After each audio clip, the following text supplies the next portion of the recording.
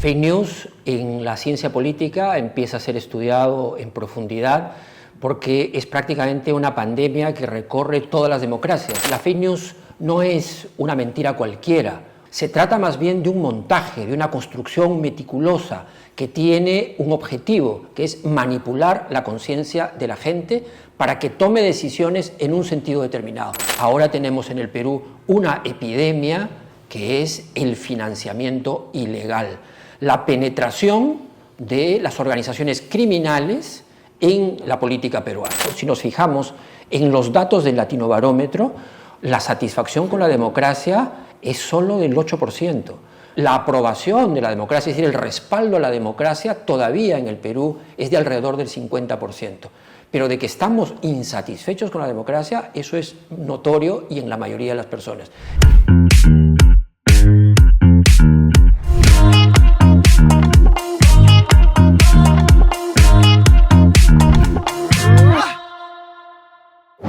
Las elecciones deberían ser una fiesta democrática, donde todos los ciudadanos y ciudadanas vayan a ejercer su derecho a elegir libremente en un clima de paz, pero no siempre es así. Hay momentos en donde estos escenarios se tornan de conflictividad. Para desentrañar esas causas y conversar sobre más temas, estamos con Rolando Luque, es experto en conflictividad social, profesor de la Universidad Católica y de Lima. Rolando, bienvenido a Habla OMPE. Muchas gracias por la invitación. Yo creo que es un tema muy importante, Rolando, porque nos lleva un poco a ver de qué forma las elecciones deben ser llevadas de la mejor forma, que debe ser en paz, ¿no? Hay un fenómeno muy complicado, muy fuerte, mundial, que ha sido en los últimos años muy reforzado. Aquí en OMPE, en el 2021, en las elecciones generales, tuvimos un ataque de desinformación. La fake news, las noticias falsas. ¿Cómo analizas este fenómeno y la afectación a ella, a los procesos electorales que son convulsos? Sí, es, digamos, una secuela negativa del crecimiento de las nuevas tecnologías de la información, que permiten ahora, en poco tiempo, difundir una noticia falsa. El fake news en la ciencia política empieza a ser estudiado en profundidad porque es prácticamente una pandemia que recorre todas las democracias y se ha convertido en una verdadera amenaza al ciudadano y al sistema. Porque la fake news no es una mentira cualquiera, una de esas que uno puede soltar y que no tienen mayor trascendencia, ¿no? O que puede ser descubierta prontamente.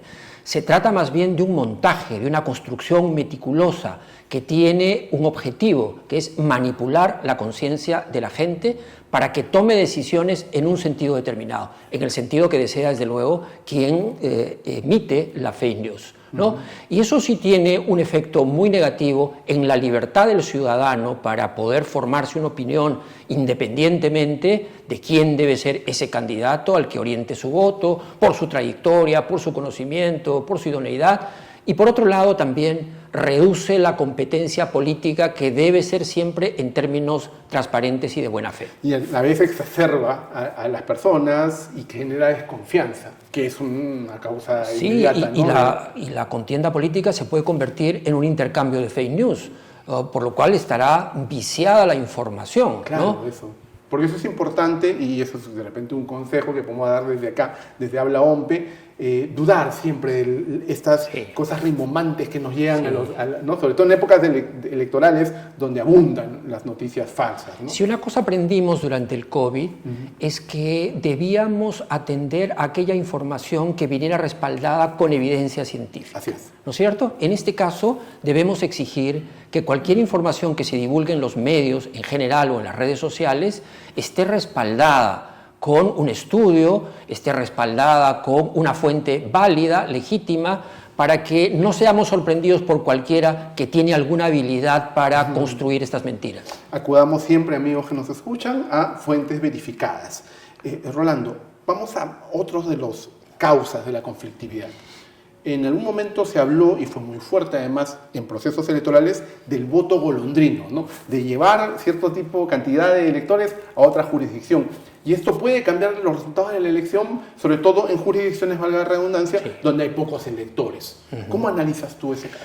Sí, más que un voto golondrino, en realidad es un votante golondrino, porque esta es una operación mediante la cual lo que se busca es que un conjunto de electores migren de una jurisdicción a otra para favorecer a algún candidato con su voto. Y lo hacen de una manera masiva, visible, ¿no? De modo que la autoridad electoral, en este caso RENIEC, podría tomar dos tipos de medidas. Una, cerrar el padrón electoral a tiempo, de modo que no se produzcan estas migraciones. Y en segundo lugar, ahí donde hubiera un caso sospechoso, hacer una investigación para detectar y saber si es que estos cambios de domicilio están justificados o no, o más bien tienen una intención fraudulenta. ¿Qué otras causas, qué otras cosas pueden generar esta conflictividad fuera de lo electoral? Temas territoriales, medioambientales, líos de familia, ¿qué otras cosas has mapeado más o menos dentro de la conflictividad? En general, durante todo el proceso electoral, como se trata de una contienda política, se hacen uso muchas veces de distintas armas, algunas de ellas vedadas, y se mezclan temas. El objetivo es afectar lo más posible al candidato adversario, fortalecer la imagen y la presencia de uno de los candidatos. Y en ese sentido sí hemos podido observar que se instrumentalizan otro tipo de conflictos sociales, como los que tienen que ver con temas ambientales, temas de demarcación territorial, demandas relacionadas con educación de calidad, salud de calidad, etc. Así es, se mezclan en la agenda política, porque además, durante el proceso electoral hay una agenda de discusión entre los candidatos que tienen que ver justamente con los problemas que aquejan a la ciudadanía de esas circunscripciones. Y si hay conflictos, esos conflictos los exacerban, y si no los hay, los pueden generar, ¿no? Claro, hablábamos de fake news que tratan de manipular a la población, y también hablamos del voto golondrino, ¿no? Que llevan de un momento, de un lado a otro. Eso necesita, Rolando, financiamiento. ¿Cómo van los financiamientos para mover toda esta conflictividad? Bueno, en general la conflictividad social necesita recursos. Los conflictos no es que aparezcan sorpresivamente, tienen un nivel de planificación. Hay necesidad de una logística, que la gente pueda disponer de su tiempo para dedicarlo a la protesta, a las movilizaciones, a cualquier expresión dramática en el espacio público, ¿no? Se requiere liderazgos a tiempo completo, se requiere alimentos, agua, transporte para llevar a las personas de un lado a otro. Todo. Es decir, hay un despliegue organizacional que representa gasto económico. Entonces hay que ver ahí y tener muchísimo cuidado, porque así como las fake news son una pandemia, ahora tenemos en el Perú una epidemia que es el financiamiento ilegal, la penetración de las organizaciones criminales en la política peruana. Esto lo hemos visto en tiempos pasados, pero ahora hay un poder económico como el de la minería ilegal, por ejemplo, que mueve entre 6 y 7 mil millones de dólares anuales y por consiguiente necesita cabeceras de playa en los municipios, en el Congreso, en los gobiernos regionales, en el Ejecutivo, para defender sus intereses. Entonces hay que tener muchísimo cuidado ahí y no tengan duda de que ese dinero mal habido va a entrar en la campaña electoral. Por eso es importante tener, me parece a mí, instituciones sólidas que puedan hacer una verificación, que puedan manejar bien estos procesos de alguna forma. Sólidas, me refiero al sistema electoral.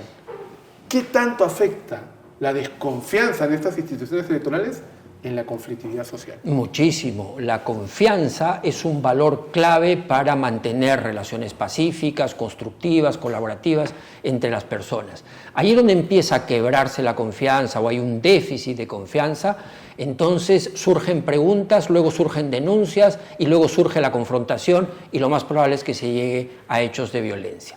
Por eso es tan importante que las instituciones electorales den desde el primer día unas señales muy claras de neutralidad, señales muy claras de una organización bien afiatada, de un liderazgo muy claro, una voz muy clara, y además que resulten muy persuasivos respecto de la defensa de las instituciones de la democracia, la defensa del voto, la defensa del pluralismo político, la defensa de la competencia electoral.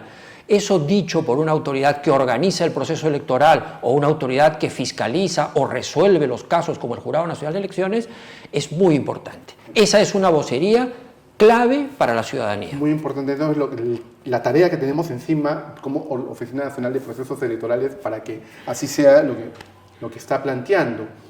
Un tema en particular, este año, a inicios de año, hubieron elecciones complementarias en Piun y en Inabamba, justo en unos poblados muy pequeños, ¿no? Y parece que van a haber nuevamente elecciones complementarias porque no se suele tener la elección completa. ¿Esto es transversal a la conflictividad social electoral? Bueno, habría que analizar más en profundidad cada caso, ¿no? Cada caso. No sé si es lo mismo lo que ocurre en Chota que lo que ocurre en Santa Cruz, que son los dos distritos donde ocurren estos hechos, o las provincias donde ocurren estos hechos en Cajamarca, ¿no? A ver, lo primero que salta a la vista es que puede haber una enorme decepción de parte de la ciudadanía respecto de los procesos electorales y de la democracia en general, lo cual sería muy lamentable, pero no sería extraño, porque si nos fijamos en los datos del Latinobarómetro, la satisfacción con la democracia es solo del 8%. La aprobación de la democracia, es decir, el respaldo a la democracia, todavía en el Perú es de alrededor del 50%. Pero de que estamos insatisfechos con la democracia, eso es notorio y en la mayoría de las personas. Entonces puede estar ocurriendo que hay un fenómeno de una decepción y por consiguiente de una indiferencia frente a la participación política. Porque lo que está ocurriendo allá es que se convocan elecciones y más del 50% no acude a votar. Y ese ausentismo permite pues la declaración de la nulidad de ese proceso electoral. Creo que se necesita hablarle más a la población de estas zonas, la presencia de la autoridad electoral allí para explicarle la importancia que tiene la participación política y que tengan autoridades elegidas directamente por ellos. Y hablábamos de la apatía, ¿no? Lo acaba de mencionar, también lo hablábamos fuera de cámaras, en una ciudadanía cansada, lejana de repente de sus instituciones, con un tema de representatividad también grave. Y claro, estaba usted haciendo énfasis en que habría que ser mucho más específicos, comunicativos y quizás con un componente educacional también de parte de las organizaciones electorales. Sin duda, sin duda. La democracia es un proyecto educativo. Uno no se convierte en un demócrata de la noche a la mañana, va aprendiendo a ser un demócrata y tiene dos vías de aprendizaje. Una es la que le pueden dar en la escuela, ¿no? En la universidad, como ciudadano desde las instituciones de la democracia, y otro es practicando la democracia directamente. Así nos vamos haciendo demócratas, ¿no? Pero lamentablemente en nuestro país, en los últimos 6, 7 años, hemos vivido una inestabilidad tan grande que el mensaje que le hemos dado a la ciudadanía es que las instituciones de la democracia están débiles, no están satisfaciendo las expectativas de la ciudadanía. Entonces, además de luchar contra la inseguridad ciudadana, contra la corrupción, reactivar la economía, es muy importante volver a pensar, como lo hizo en su momento OMPE, el jurado, en un plan de reformas constitucionales, institucionales, para fortalecer y perfeccionar las instituciones de la democracia y que recuperemos la representatividad y el grado alto de identificación que tiene que haber entre la sociedad y sus instituciones democráticas. Una tarea todavía pendiente que no cejamos, seguimos en la lucha. Un poco para ir terminando, Rolando, ¿qué otras consecuencias puede tener la conflictividad social en procesos electorales, más allá del tema político, económico, en la misma sociedad? ¿Cómo carcome esto a toda la localidad donde se envían algunos mensajes negativos. A más conflictividad social se transmite la idea de que la autoridad no está cumpliendo su función de ser el intermediario que se necesita para armonizar los intereses y para aplicar la ley. Recordemos que en el caso particular de los conflictos electorales, los procesos electorales están altamente regulados. No hay oportunidad para la negociación, a diferencia de un conflicto ambiental, por ejemplo, donde podemos convocar una mesa de diálogo y tratar los temas en amplitud, hay una agenda, una convocatoria, etc. Aquí no, aquí las cosas ocurren a tal velocidad que es muy importante aplicar la ley desde la autoridad, ¿no es cierto? Y también es muy importante que el comportamiento de los dirigentes y de los militantes, porque hay una tendencia, en la medida que se acerca el proceso electoral, a radicalizarse. y ya estamos observando algunas expresiones cada vez más beligerantes entre los partidos, una polarización expresada como confrontación abierta, y eso puede complicarnos el desarrollo del proceso electoral. Así que allí la voz llamando a la calma, a la tranquilidad, será siempre muy importante. Y empoderar nuevamente, quiero quedarme con esto también, a las instituciones electorales que estén presentes y con mucha más confianza y transparencia, creo que es la clave aquí. Para terminar ahora sí, estos procesos, esta conflictividad social, se ve no solamente acá, se ve en varias partes del mundo. ¿Ya podemos hablar de un fenómeno global?